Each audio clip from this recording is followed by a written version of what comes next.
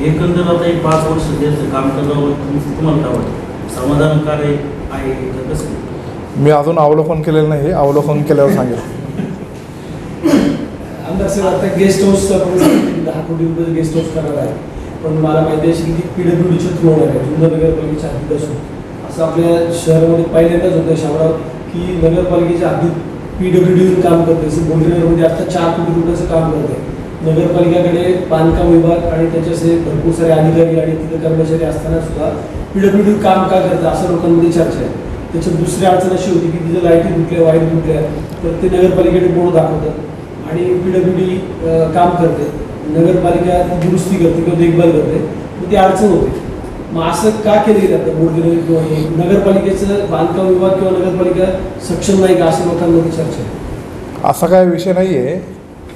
PWD Maharashtra गव्हर्नमेंटची एक यंत्रणा आहे बांधकामाची आणि डेव्हलपमेंटची, आणि नगरपालिकेची पण स्वतंत्र यंत्रणा आहे.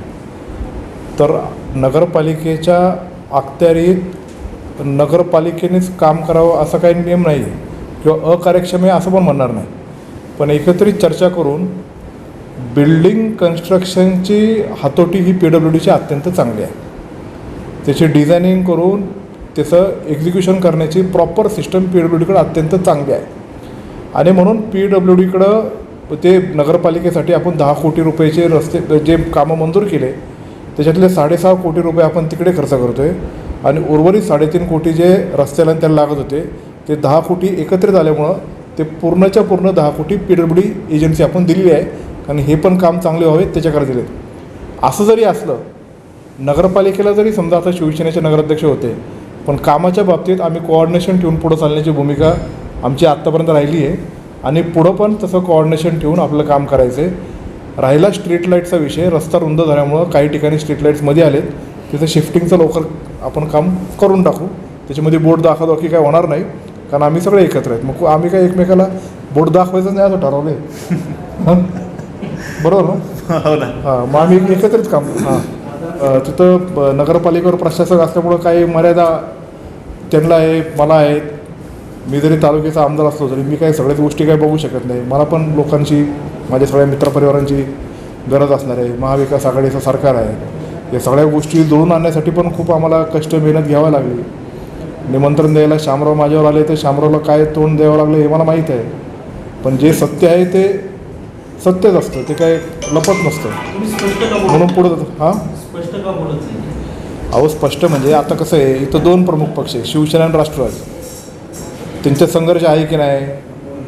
मग मी राष्ट्रवादीचा आहे, शामराव शिवसेनेचे, मग तो नगराध्यक्ष आहे, मी आमदार आहे. पण आपल्या भांडणांमध्ये लोकांचं नुकसान होऊ नये, प्रकल्प रखडू नये, कुठलाही कार्यक्रम चांगल्या पद्धतीने पार पाडला पाहिजे. यात हेच जर कार्यक्रम राबवायचा असतं तर मी एकटा मनात आणला असतं तर राबवलं असतं ना, की आता प्रशासक आहे किंवा यांना दाबायचं. माझी भावना ती नाही आहे. यांनी काम केले, यांना एकत्रित घेऊन पुढे जायची भूमिका आहे. मी जेव्हा मुंबईला गेलो तर म्हणलं मी एकटा येत नाही बाबा, शामराव तुम्ही चला माझ्याबरोबर, सगळ्या पक्षाचे घ्या. आता तिथं सगळ्या नगरसेवकांनी यावं अशी सगळ्यांची अपेक्षा होती, पण तिथं एकतर कोविड कालावधीमध्ये तिथं विधान भवनात कोणाला सोडत नव्हते. मी कसं तरी मेहनत करून अजितदादाने आदित्य साहेबांना सांगून दोघांचे पास काढू शकलो, म्हणजे ह्या दोघांचे. आणि त्यांना मी सांगितलं की आता लवाजमा घेऊन येऊ नका, तुम्ही एकटी दोकटी द्या आणि आपण ते पत्रिका देऊ. मग आम्ही एकनाथ शिंदे साहेबांना भेटलो, आदित्य साहेबांना भेटलो, तटकरे मॅडमला भेटलो. आता माझे सगळे तिथले आमदार आहेत, त्यांची आमची भेट झाली, चर्चा झाली. आम्ही आदित्य साहेबांना भेटलो, अजितदादांना भेटलो, असं निमंत्रण देण्यासाठी भेटलो. आता हे रेस्ट हाऊस असताना पुन्हा 10 कोटीच्या रेस्ट हाऊसची गरज आहे का? हे PWDचं आहे, ते नगरपालिकेचं आहे. त्याची गरज आहे का? ती कन्सेप्ट फार वेगळी आहे.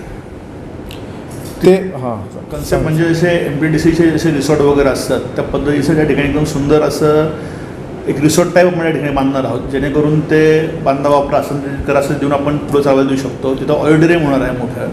ऑडिटोरियममध्ये आपल्याला नागरिकांसाठी त्या ठिकाणी चांगले सुविधा उपलब्ध करता येतील. डेक्कन कॉलेजचं म्युझियम आपलं माझं परत दिवसून आपलं जो काम राहिलेलं आहे त्या म्युझियमचं काम त्या ठिकाणी मार्गी लागणार आहे. जवळपास असा मोठा ट्रेनिंग प्रोजेक्ट होणार आहे. त्या शेजारी पुन्हा भविष्यकाळामध्ये लेझर शोचा एक प्लॅनिंग आहे त्या ठिकाणचा. असं तर म्हणजे ही कन्सेप्ट रेस्ट हाऊसमध्ये नुसतं जाऊन बसणं हा असा एक विषय नाही त्या गोष्टीमधला. तर जुन्नर शहराच्या वैभवामध्ये घालणारी अशी सुंदर अशी वास्तू या ठिकाणी आता उभी राहणार आहे. असं रेव्हेन्यू जनरेशन मॉडेल येतं. नक्की काय होतं रिसॉर्ट वगैरे काय नाही नाही, मी सांगतो काय आहे. तिथं एक गेस्ट हाऊस तर आहेच आहे, तिथं राहण्याची उत्तम व्यवस्था असणार आहे. तिथं ऑडिटोरियम असणार आहे. त्या ऑडिटोरियममध्ये वेगळे शहरातल्या किंवा परिसरातल्या विशेषतः शहरातल्या नागरिकांना एक ऑडिटोरियम हा कसा असावा म्हणून अल्प दरात तिथं उपलब्ध होणार असणार आहे. इतरही कार्यक्रम ते मी डिटेल्स तुम्हाला देईल नंतर. इतरही कार्यक्रम तिथं करू शकू. तिथे एक आपले जुन्नर तालुक्यातले एक पत्रकार आहे, पुण्यात काम करतात, गणेश कोरे नाव आहे त्यांचं. ते डेक्कन सोसायटी ते कॉलेजच्या माध्यमातून त्यांना एक म्युझियम उभं करायचे त्यांच्या पुढाकाराने. ते अध्यक्षांना पण भेटले होते, मला पण भेटले होते. पण ते उभं करण्यासाठी कॉटेज हॉस्पिटलला करावं असं जरा एकदा व्हिजिट्स पण झाल्या ना तुमच्या.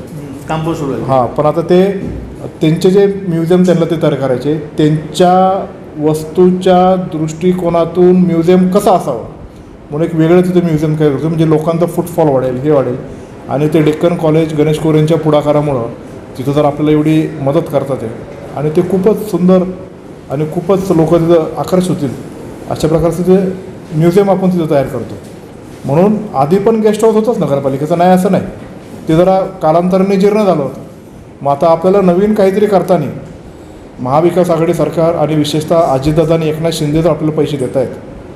आणि मी जेव्हा दिनेश भैया दुबे हयातमध्ये होते, मग दिनेश भैया शामराव आम्ही सगळे बसलो की आपल्याला पैसे देतं तर आपण काय काय करू शकतो. त्यांच्या सगळ्यांच्या चर्चे अंती आपण असं करू असं ठरलं. त्याच्यामध्ये ते कोरेंनी पण आम्हाला सांगितलं असं असं करू म्हणून सगळ्यांचा विचार घेऊन ते आपण केलेले. म्हणजे फक्त ते गेस्ट हाऊस असं नाही आहे, एक शहराला उत्पन्न पण होईल, सेल्फ सस्टेनेबल राहील, सेल्फ मेंटेनेबल राहील, अशा प्रकारचा तो युनिट आपण तयार केला. एक नाट्यगृह पण तिथं होईल, त्या ऑडिटोरियममध्ये म्हणजे एक नाट्यगृह पण होणार आहे असं. हां, शोध वगैरे करता येईल असं आहे. शहराच्या सांस्कृतिक वैभवात भर पाडण्यासाठी प्रत्येक शहरात नाट्यगृह जर असले आणि जेवढे आपण फॅमिलीज, लेडीज, महिला, मुलं जेवढे एंगेज होऊ अशा कार्यक्रमातून, तेवढा मी या शहरामध्ये आहे याचा आनंद, समाधान त्यांना वाटतं.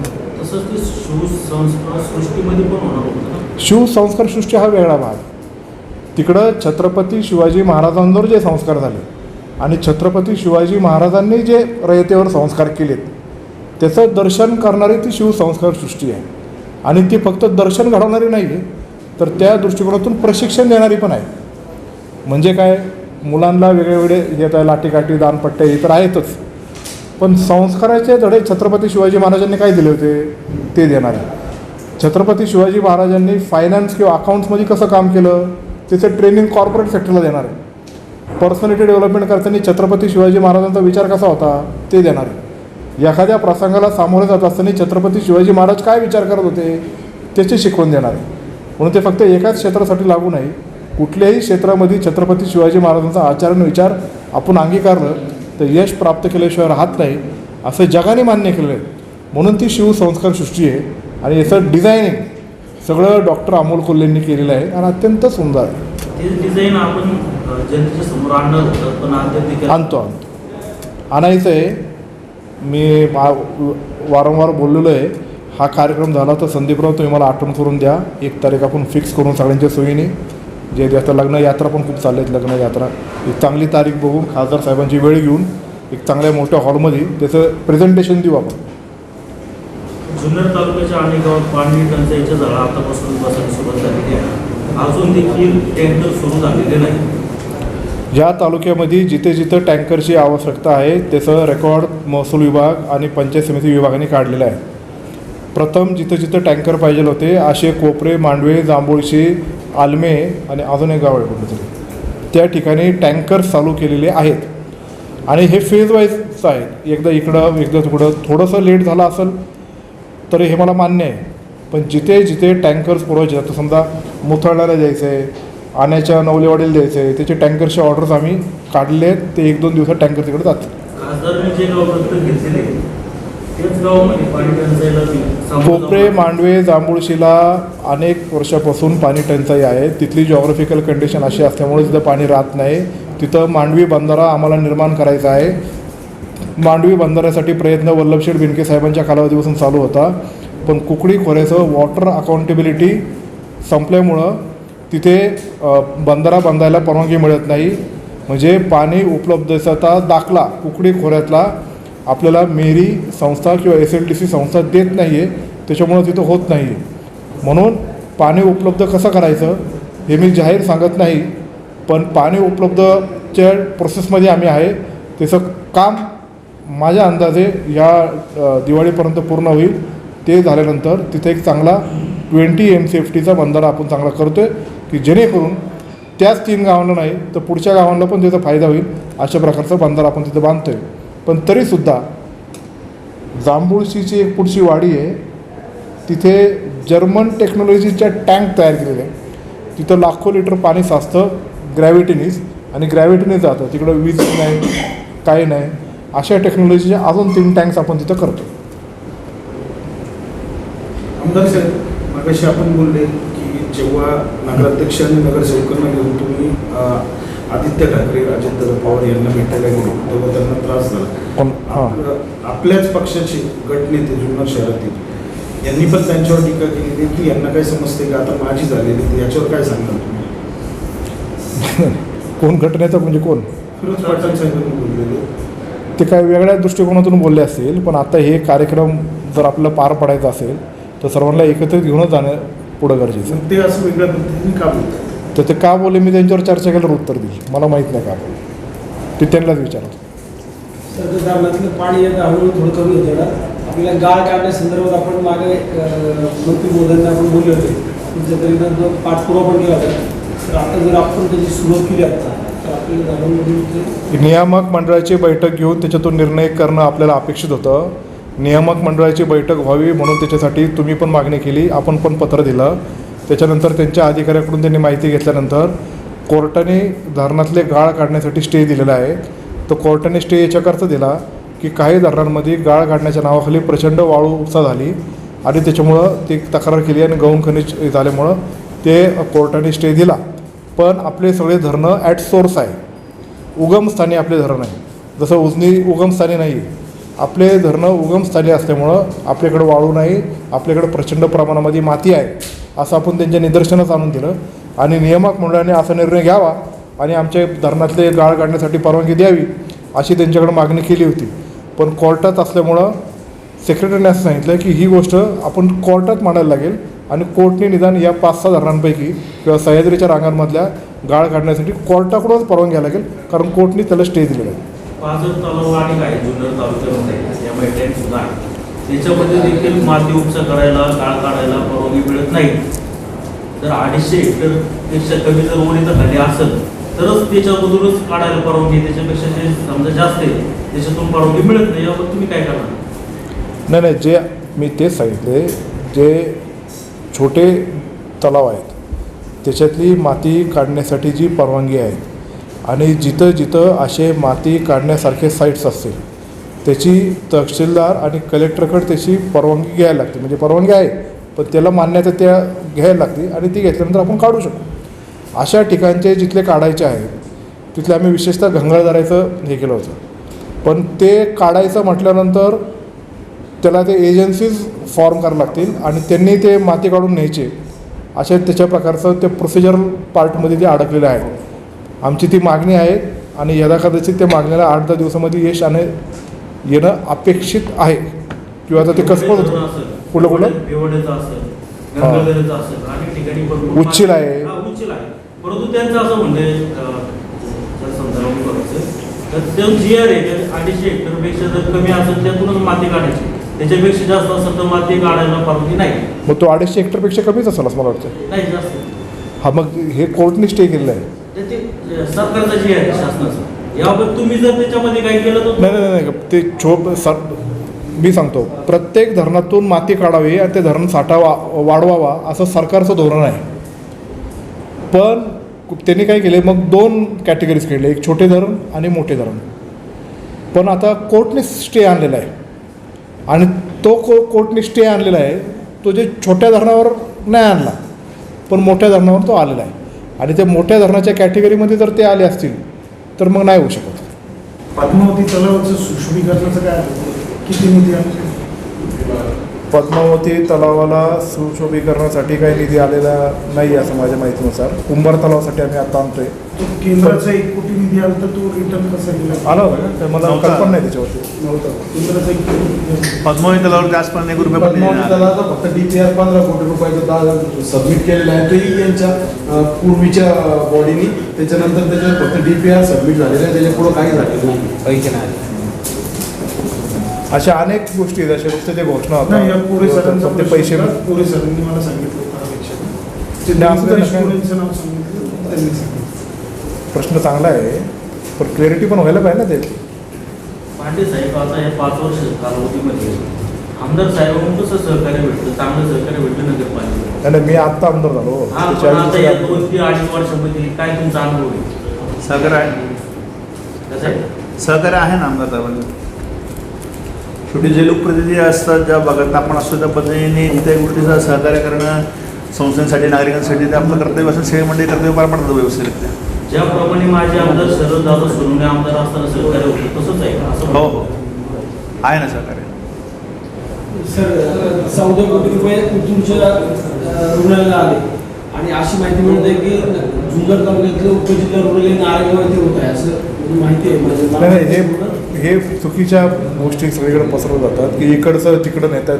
नारायणगावलाच उपजिल्हा रुग्णालय आहे. उपजिल्हा रुग्णालयाचे क्रायटेरियाज आहेत, त्याच्यामध्ये नारायणगाव बसते.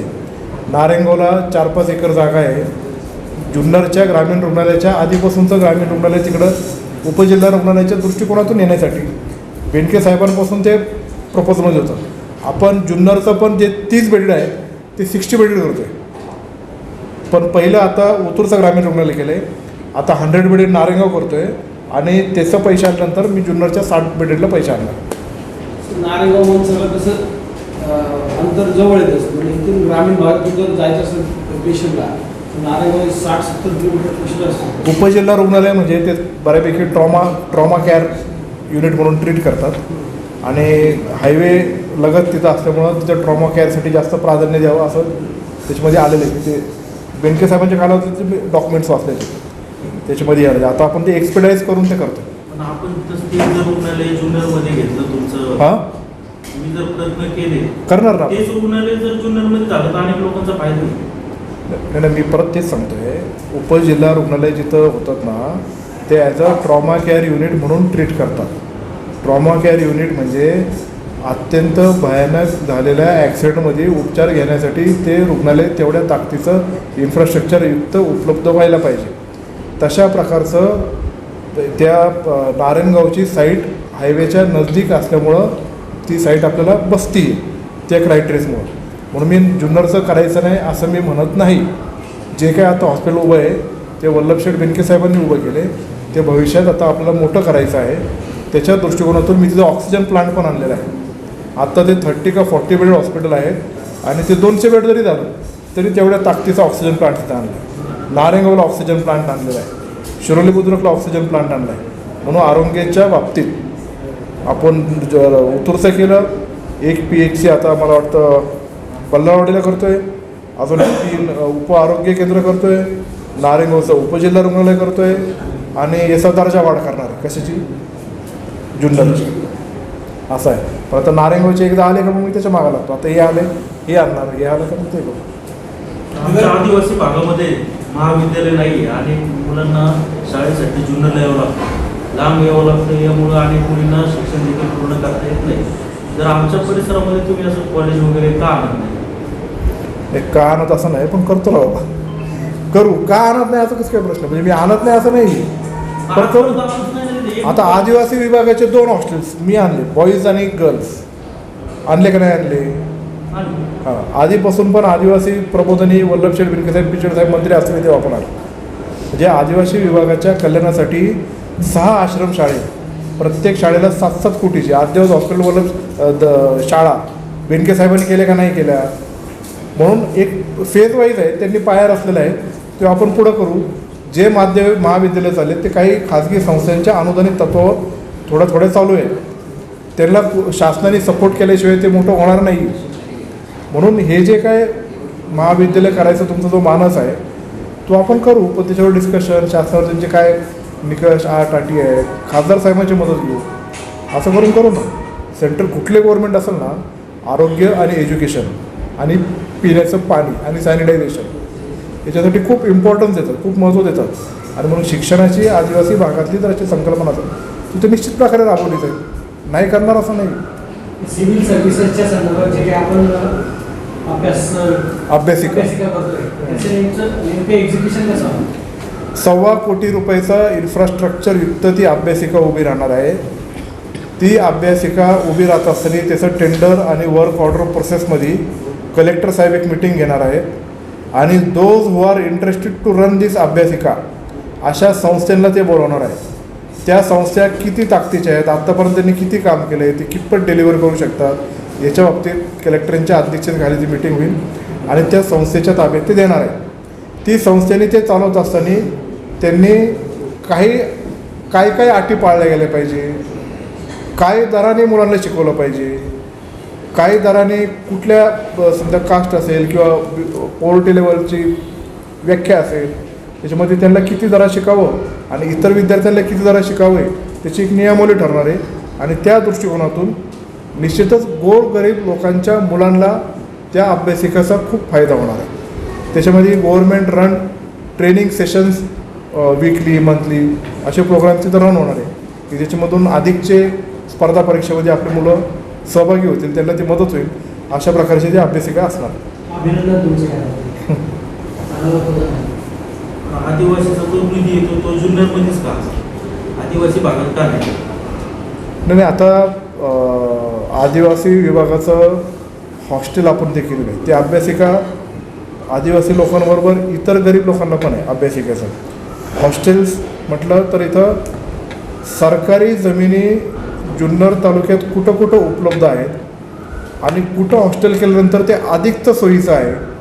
म्हणून जुन्नरमध्ये असलेल्या सरकारी जमिनीत आपण बॉईज आणि गर्ल्सचं हॉस्टेल ते करत आहोत. म्हणून जुन्नरमध्येच का असं आपण म्हणण्यापेक्षा सरकारी जागा जिथं उपलब्ध आहेत आणि जी जागा अधिकची सोयीची असणार आहे मुलांना, कारण आता इथं बरेचसे कॉलेजेस इथे आहेत म्हणून इथं राहिले का त्यांना येणं जाणं ते सोयीचं ठरेल म्हणून ते आपण इथे केलेलं आहे. आणि आता रस्त्याचा प्रॉब्लेम नाही मिटला, रस्त्याचा प्रॉब्लेम होता, प्रॉब्लेम पण मिटला, सगळ्यांच्या मदतीने मिटला.